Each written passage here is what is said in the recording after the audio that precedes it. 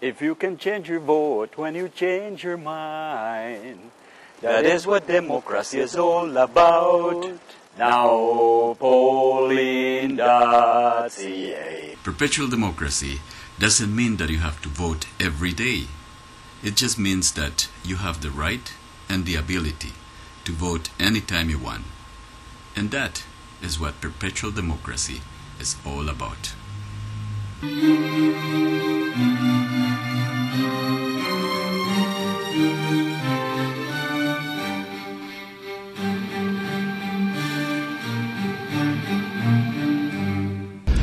When there was apartheid in South Africa, people were not asked, are you from South Africa? Have you lived in South Africa? Are you black? Are you Dutch? Are you British? Are you Indian by origin? All that was necessary was for a Canadian to examine what was happening in that country and to see if there was an injustice and to take a position on remedying that injustice. And our attitude towards the conflict in Palestine and Israel is exactly the same. This week marks 40 years after Israel's invasion of the territories of the West Bank, Gaza, and East Jerusalem. An Israeli poet has said it was a 6-day war and a 40-year coma. He was referring to the Jewish Israeli population as being basically in denial of what was happening in that territory. That occupation has defied the unanimous resolution passed by the Security Council. It has violated international laws, particularly the treaties signed after World War II and the Geneva Conventions, and it has created segregated living conditions which are the exact antithesis of equality of rights. Around the world today and during this week, many popular organizations, from unions, churches, human rights organizations, organizations dealing with poverty, are marking and stating their opposition to this occupation and the need for it to end. In England, they've organized a campaign which is rallying around one simple word: enough. Today, well, yesterday actually, was the 40th anniversary of the Six-Day War, or the June 1967 war. I think that the most important question that comes to mind is what is the significance of this event that happened 40 years ago? What impact does it have, or will it have, on the Arabs, on the Palestinians, on the Israelis, and also on the world community, because all of them are involved. Now, there's been a debate about the war, whether it was a war of choice or a war of necessity.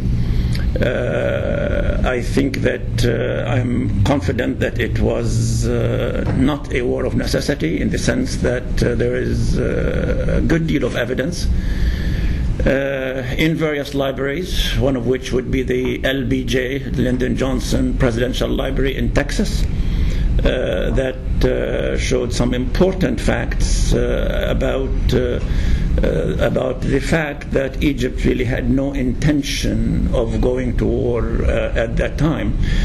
In fact, there is something that we knew right along for 40 years, that the Egyptian Vice President Zakaria Muhyiddin was practically on his way from Cairo to Washington to assure the Americans that Nasser had no intent whatsoever to go to war, that he was realistic. Maybe some of the speeches were bombastic, but that is something that people factor in usually into war and diplomacy.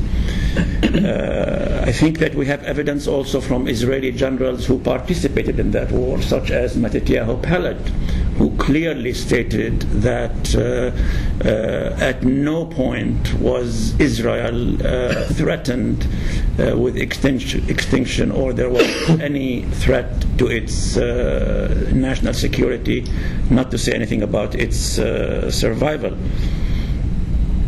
So the war of 1967, just like the war of 1948, in my view, were both really wars of choice rather than a war of necessities.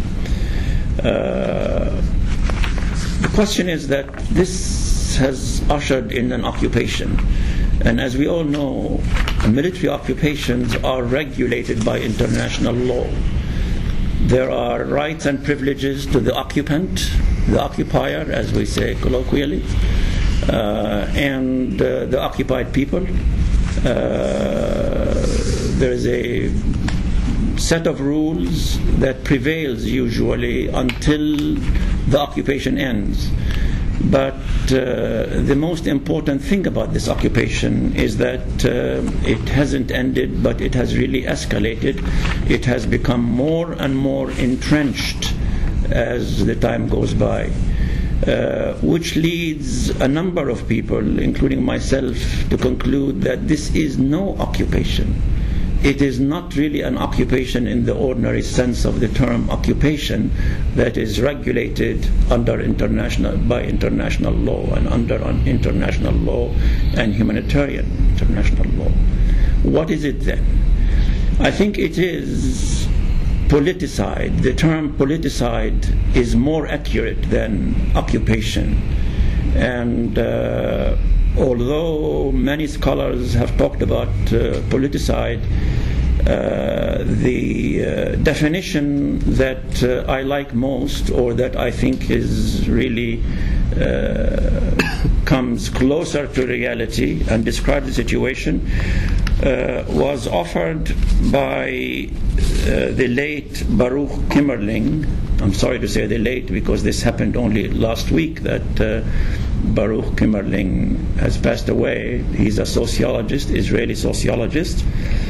And in a book that carries the same title, Politicide, he defined it as the following, and I quote.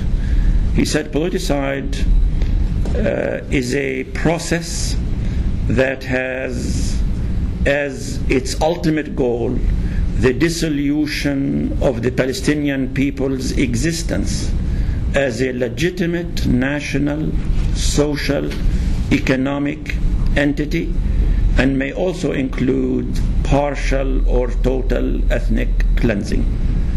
And he adds, he says, it is a process that covers a wide range of social, political, and military activities whose goal is to destroy the political and national existence of a whole community of people, and thus deny it the possibility of self-determination. It was, I guess, almost 20 years ago, at the time of the first Intifada, that I was involved as a member of the Canadian Parliament in the founding of the first Canada-Palestine Parliamentary Solidarity Group.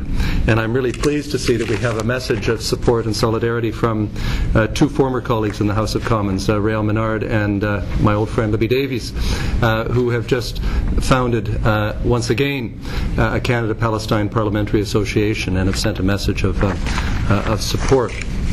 It is an all-party committee. That is, this committee in the House of Commons has members from the New Democratic Party, from the Bloc Québécois, from the Liberal Party, and actually a member of the Conservative Party is on it. And they sent us this message: dear friends, the newly founded Canada-Palestine Parliamentary Association wishes to extend its greetings of support and solidarity to the Canada-Palestine Support Network.